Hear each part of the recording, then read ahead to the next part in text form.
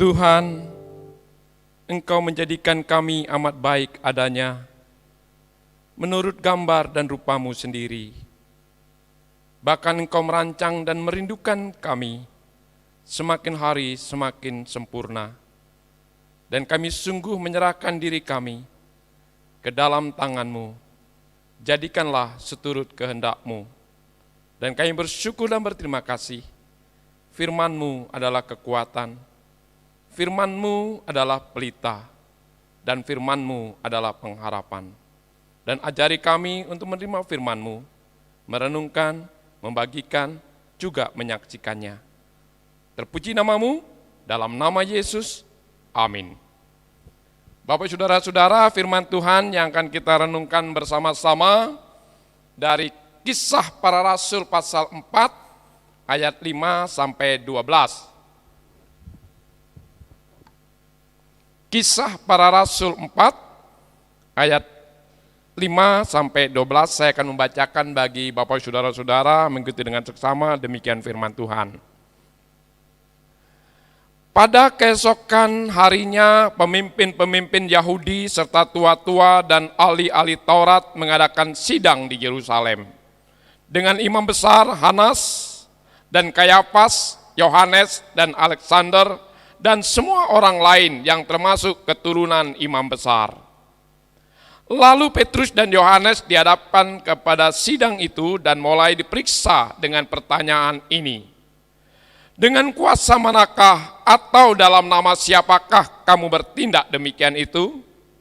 Maka jawab Petrus penuh dengan Roh Kudus, hai pemimpin-pemimpin umat dan tua-tua, jika kami sekarang harus diperiksa karena suatu kebajikan kepada seorang sakit, dan harus menerangkan dengan kuasa manakah orang itu disembuhkan, maka ketahuilah oleh kamu sekalian dan oleh seluruh umat Israel, bahwa dalam nama Yesus Kristus orang Nazaret yang telah kamu salibkan, tetapi yang telah dibangkitkan oleh Allah dari antara orang mati, bahwa oleh karena Yesus itulah orang ini berdiri dengan sehat sekarang di depan kamu. Yesus adalah batu yang dibuang oleh tukang-tukang bangunan, yaitu kamu sendiri, namun ia telah menjadi batu penjuru. Dan keselamatan tidak ada di dalam siapapun juga, selain di dalam Dia, sebab di bawah kolong langit ini tidak ada nama lain yang diberikan kepada manusia yang olehnya kita dapat diselamatkan. Demikian firman Tuhan. Bersaksi terus sampai Tuhan datang. Bersaksi terus sampai Tuhan datang. Bersaksi, bersaksi, haleluya. Bersaksi terus sampai Tuhan datang. Bersaksi terus sampai Tuhan datang. Bapak saudara-saudara bisa menambahkan, berdoa terus sampai Tuhan datang, melayani terus sampai Tuhan datang, bernyanyi terus sampai Tuhan datang. Sehingga tatkala kita menghadap Tuhan, kita pun senang bernyanyi. Bernyanyi terus sampai Tuhan datang. Bernyanyi terus sampai Tuhan datang. Bernyanyi, bernyanyi, bernyanyi, haleluya. Bernyanyi terus sampai Tuhan datang. Amin. Ini doa kita. Ini pengharapan kita. Terjadi sidang besar, lengkap, kekuatan full. Di sana ada pemimpin-pemimpin Yahudi, di sana ada tua-tua, di sana ada ahli-ahli Taurat, di sana ada imam besar. Bahkan imam besar ada 4 dikatakan, Hanas, Kayafas, Yohanes, dan Alexander. Bahkan tidak cukup, ditambah dengan keturunan imam-imam besar. Ada apa rupanya? Apa perkaranya? Perkaranya adalah murid-murid mengajarkan, memberitakan dalam nama Yesus ada kebangkitan dari antara orang mati. Dan orang yang mendengar ajaran ini begitu banyak yang menjadi percaya.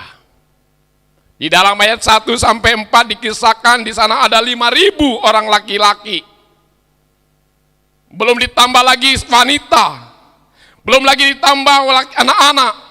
Inilah peristiwa memberi makan 5.000 orang laki-laki, terulang kembali peristiwanya.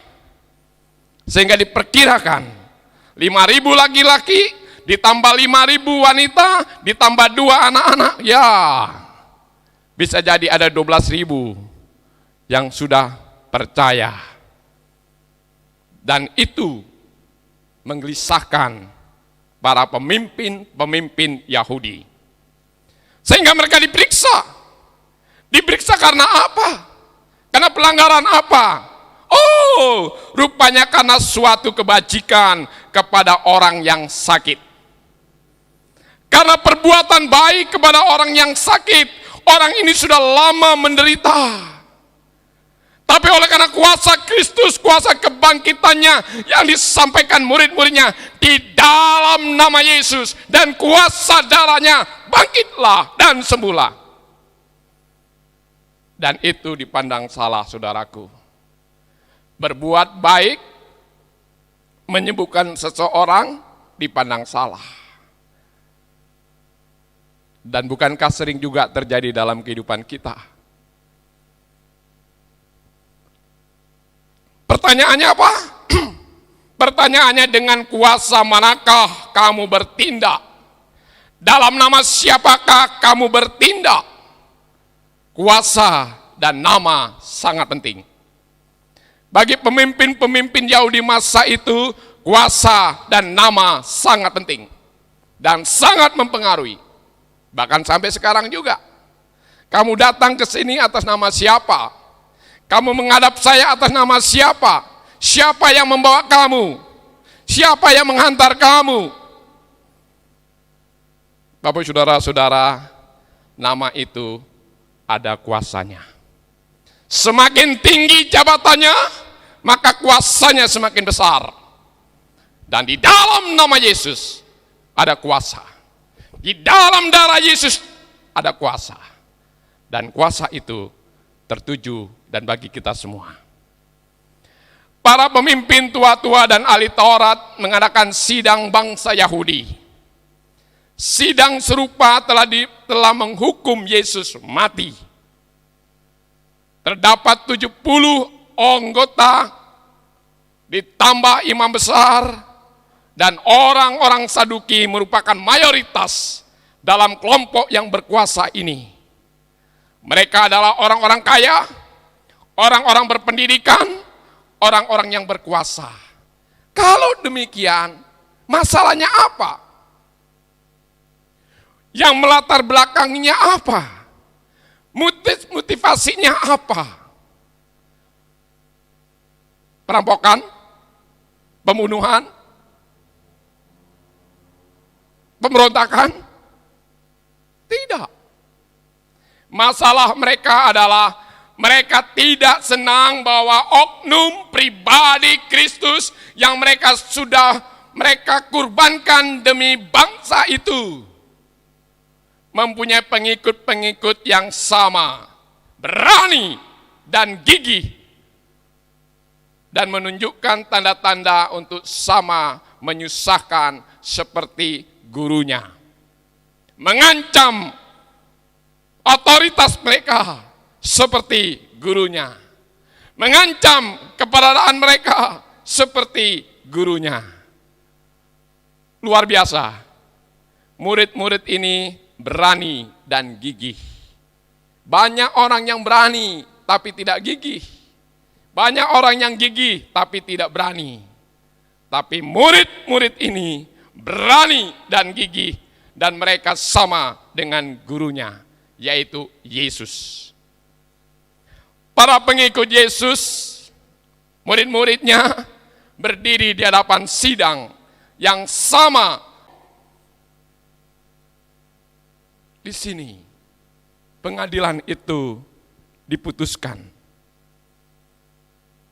Apakah mereka menjadi takut? Sebagaimana Petrus pernah menyangkal imannya oleh karena seorang wanita. Apakah mereka menjadi kucar kacir sehingga mereka tidak berani menampakkan dirinya tatkala gurunya disalibkan? Ternyata tidak. Sidang tersebut bertanya kepada Petrus dan Yohanes tentang kuasa apa yang mereka gunakan untuk menyembuhkan orang itu. Dengan otoritas apa mereka mengajar? Dengan otoritas apa mereka berkhotbah? Sikap dan kata-kata Petrus dan Yohanes mengancam para pemimpin agama ini yang sebagian besar lebih mementingkan reputasi, posisi mereka ketimbang Allah. Ada dua sikap. Reputasi, posisi, atau Allah. Dalam kehidupan Bapak Saudara-saudara, engkau menekankan apa? Reputasimu, posisimu, atau Allah? Murid-murid ini mengabaikan reputasinya, mengabaikan posisinya, tapi mereka mengutamakan Allah. Sehingga dengan pertolongan Roh Kudus, Petrus berbicara dengan berani di hadapan sidang. Menguji sidang tersebut dengan memperlihatkan kepada mereka bahwa oknum pribadi Yesus yang mereka salibkan telah bangkit kembali. Sehingga Petrus mengatakan, hai pemimpin-pemimpin Yahudi, usahamu gagal, rekayasamu sia-sia, tipu dayamu dibongkar. Bukan mereka membela diri, sembunyi atau berlari, atau diam tutup mulut. Para rasul ini mengalami perubahan. Para rasul terus menyerang kuasa kerajaan Allah, memberikan kekuatan mereka berani menyatakan kebenaran. Dan mereka memberitakan Injil kepada para pemimpin-pemimpin Yahudi. Ketahuilah kamu sekalian, dalam nama Yesus Kristus orang Nazaret yang kamu salibkan itu, Allah membangkitkan dari antara orang mati. Dan karena Yesus orang ini sehat dan berdiri tegak di depanmu. Pertanyaannya, apakah kamu masih ragu? Apakah kamu masih mau menyangkal? Apakah kamu masih mau merekayasa? Ini adalah penggenapan firman Allah di dalam Mazmur 118 ayat 22. Batu yang dibuang oleh manusia menjadi batu penjuru. Batu penjuru itu menyatukan dua dinding yang di sudut suatu bangunan dan menahan kesatuan bangunan itu.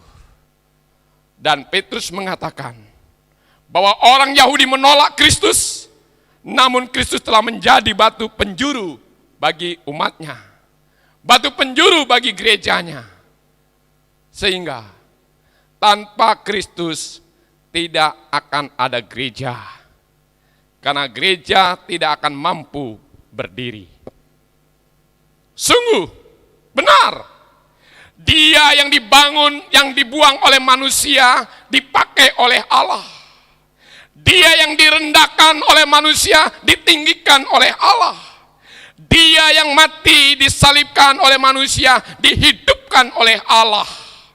Dia yang ditinggalkan oleh manusia, disambut oleh Allah. Dunia tertutup, surga terbuka. Dunia menolak, surga menerima. Bapak saudara-saudara, sehingga Petrus, Yohanes, dan murid-muridnya berani katakan, keselamatan tidak ada di dalam siapapun juga, selain di dalam Dia, Kristus. Di bawah kolong langit ini tidak ada nama lain yang diberikan kepada manusia yang olehnya engkau diselamatkan. Bapak saudara-saudara, banyak orang bersaksi negatif terhadap kenyataan bahwa tidak ada nama lain selain nama Yesus Kristus. Di mana orang bisa memperoleh keselamatan? Di mana kita bisa mendapatkan pengampunan? Di mana kita bisa mendapatkan pemulihan? Di mana orang berdosa bisa diselamatkan? Ini bukan sesuatu yang diputuskan oleh konsili. Ini bukan sesuatu yang diputuskan oleh sidang agama-agama. Ini bukan yang diputuskan oleh sidang para rohaniawan. Ini adalah ajaran Yesus sendiri. Yesus katakan, "Akulah jalan kebenaran dan hidup. Tidak ada seorang pun yang datang kepada Allah kalau tidak melalui aku." Dan harus berpikir terbuka terhadap isu-isu masa kini. Dalam isu-isu dunia modern, terbuka untuk ilmu pengetahuan, terbuka untuk ilmu ekonomi, terbuka untuk ilmu budaya, terbuka untuk ilmu teknologi, terbuka. Silakan belajar sebanyak-banyaknya. Sekarang apologet sedang marak di YouTube. Silakan belajar. Silakan Bapak, Ibu, saudara-saudara terbuka terhadap banyak isu-isu masa kini. Tetapi bukan terhadap cara kita diselamatkan dari dosa. Bukan terhadap cara kita diselamatkan dari dosa. Mengapa? Karena keselamatan tidak ada dalam siapapun selain di dalam Kristus. Ini harus final. Ini harus pasti. Dan ini adalah kepastian. Dan ini harus merupakan militansi iman kita. Ini final. Ini pasti. Dan ini kepastian. Dan ini harus merupakan militansi dalam iman kita. Mengapa? Karena tidak ada guru, tidak ada tokoh, tidak ada pendiri agama lain yang datang ke dunia ini sebagai anak tunggal Allah. Anak tidak, apalagi anak tunggal. Mereka sebatas hamba, yes. Tidak ada guru, tidak ada tokoh, tidak ada pendiri agama lain yang bangkit dari antara orang mati. Semua mati dan berakhir. Tapi Yesus bangkit. Yesus hidup. Dan Yesus pergi ke surga, menyediakan tempat bagi setiap orang yang percaya dan setia. Siapa yang mengatakan? Ini adalah Allah sendiri yang mengatakan, "Inilah anak yang kukasihi, kepadanya aku berkenan, dengarkanlah dia." Kata-kata Allah didengar, disaksikan oleh banyak saksi bahwa Allah sendiri yang mengatakannya, bukan Yesus sendiri. Oh, Allah berbicara kepada saya. Tidak. Kalau pribadi yang berbicara kepada saudara tanpa saksi, saudara bisa menipu dan saudara bisa berdusta. Oh, saya dengar suara Tuhan berbicara kepada saya. Siapa saksinya? Oh, saya sendiri. Kamu dusta. Kamu bohong. Tapi karena suara Allah terdengar dan 1, 2, 3, 4 orang menyaksikan, ini adalah kebenaran. Tapi kalau wahyu datang kepadamu sendiri dan engkau mengklaim sebagai utusan Tuhan, kamu bisa menipu. Kamu bisa berdusta. Kamu bisa manipulasi. Tapi Injil ditulis sebagai kesaksian